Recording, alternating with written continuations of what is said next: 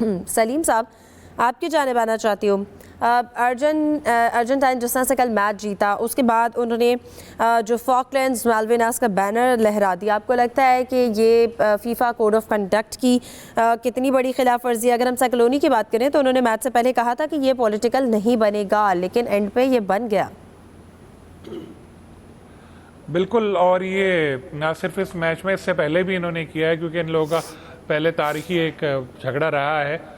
तो जब पता था, और फीफा का जो कवानीन है वो भी इजाज़त नहीं देते इस तरह की पॉलिटिकल या कोई भी चीज़ करने की, इसके बावजूद ये कर रहे हैं, तो फिर इसको देखना तो चाहिए फीफा को। और मेरा ख्याल है कोई ना कोई शायद कार्रवाई भी इस पे होगी, क्योंकि अगर हम वर्ल्ड कप में देखें तो बहुत ज़्यादा पॉलिटिकली इसमें इस तरह की चीज़ें नज़र आती रही सारा।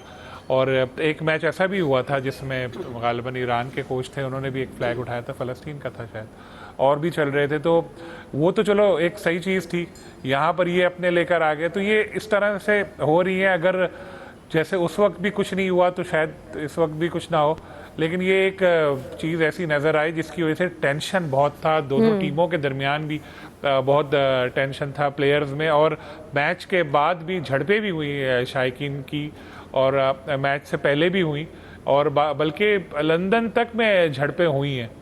तो ये था तो ऐसे ही ये मैच, इसमें ये सब बातें थी, एक्सपेक्टेड के होंगी। और जिस तरह नासिर साहब बहुत अच्छी तरह से ये डिस्क्राइब करते हैं मैच के हवाले, ज़ाहिर है फुटबॉल के एक्सपर्ट हैं और कोच हैं, इन्होंने ये जो पॉइंट आउट की हैं चीज़ें अर्जेंटाइन की, तो मुझे इनकी बातें सुन के और जो मैंने पढ़ा और जो मैंने देखा वो देख के ऐसे ही लग रहा है जैसे क्रिकेट में इंडिया की टीम है ना, कि बहुत ज़्यादा पावरफुल होती है और हर चीज़ में फिर उसके प्लेयर्स के साथ भी फेवर किया जाता है, जैसे कोहली वगैरह बड़े इवेंट होते हैं।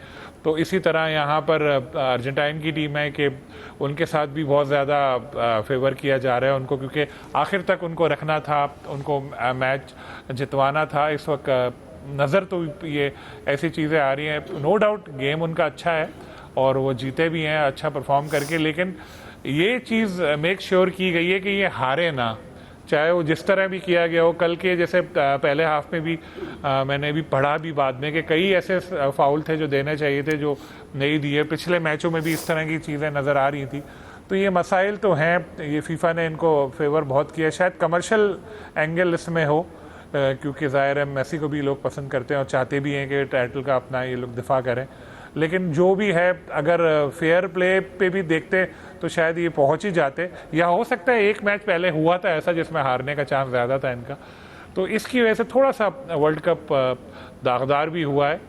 लेकिन कुछ चीज़ें इन लोगों ने खुद भी की हैं फीफा ने, जैसे ईरान के साथ मसाइल हुए कि उनको वीज़े के हवाले से तंग किया, या जिस तरह उनको एक मैच खेलो मैक्सिको जाओ फिर वापस आओ, फिर और भी जो चीज़ें, वो तो ओवरऑल फीफा वर्ल्ड कप में बहुत सारे ऐसे डिसीजंस रहे जिन पर इस तरह से बात की गई।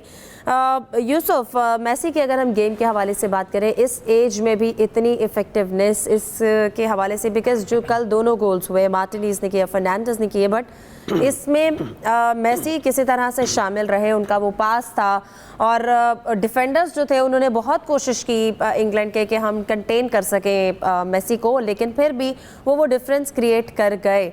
तो उनकी परफॉर्मेंस के हवाले से स्पेशली आप क्या कहेंगे? देखें हिफ्ज़ा, मेसी यकीनी तौर पर बहुत बड़ा नाम है फुटबॉल का, जितना तजर्बा था, स्किल थी, उन्होंने खूब उसका मुजाहरा किया, इसके टीम को फ़ायदा भी हुआ।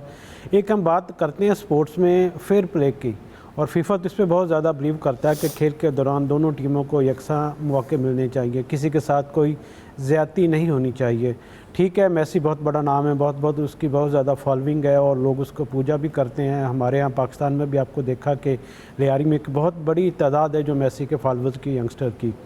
मेसी का टीम के साथ होना एक ब्रांड वैल्यू में भी इजाफा करता है, उसके फीफा को उससे ज़्यादा माइलेज भी मिलती है, व्यूवरशिप भी बहुत ज़्यादा होती है।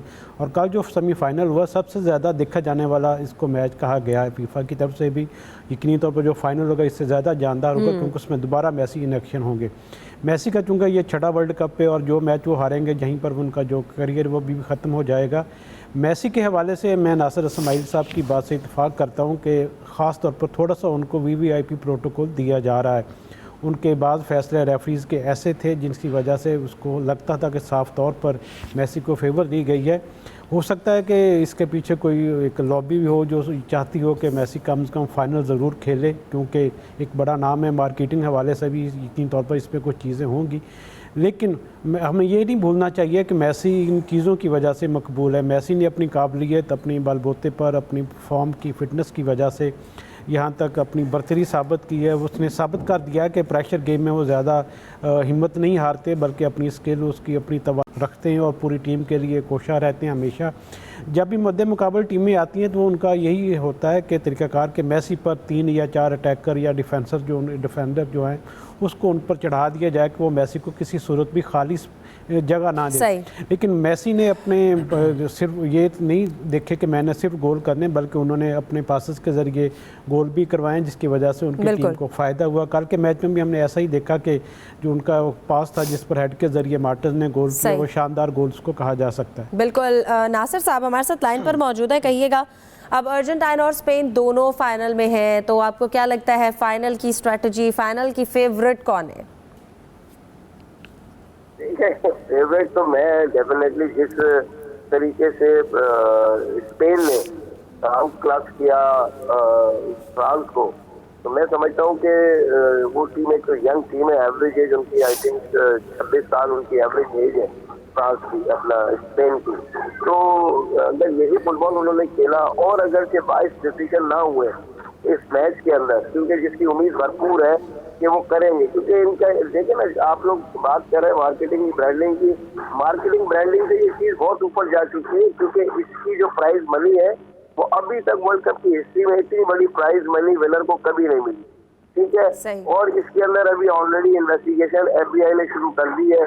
जो मैच इजिप्ट का हुआ था उसके बाद इसके ऊपर पूरी दुनिया की एजेंसी जो एक्टिव हो गई, और जो इन्फेंटिनो है फीफा के प्रेसिडेंट, उनके ऊपर बहुत बारीक नजर रखी हुई है तमाम एजेंसीज ने। और फीफा के अंदर भी डेफिनेटली देखें ना, एक इदारे के अंदर अगर 10 लोग काम कर रहे हैं तो जरूरी नहीं है कि 10 के अंदर इन्फेंटिनो के फेवर क्यों। जब एग्जेक्टिव है, काउंसिल है, बहुत बड़ा इदारा है फीफा, उसके अंदर जब सैम ब्लैटर जैसे को उन्होंने नहीं छोड़ा करप्शन में और तमाम चीजों पे, तो इन्फेंटिनो क्या चीज है। हालांकि वो सिंपैथी हासिल करने के लिए अब टीमों को बढ़ा के वो जो है वो चौखट में ले जाना चाहते हैं, लोगों की सिंपैथी लेना चाहते हैं।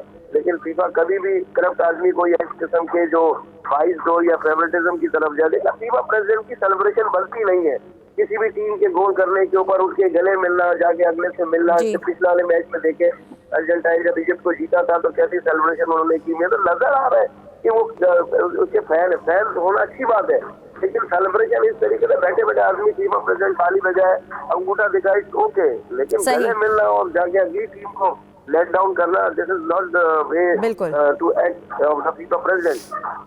सही, ठीक है।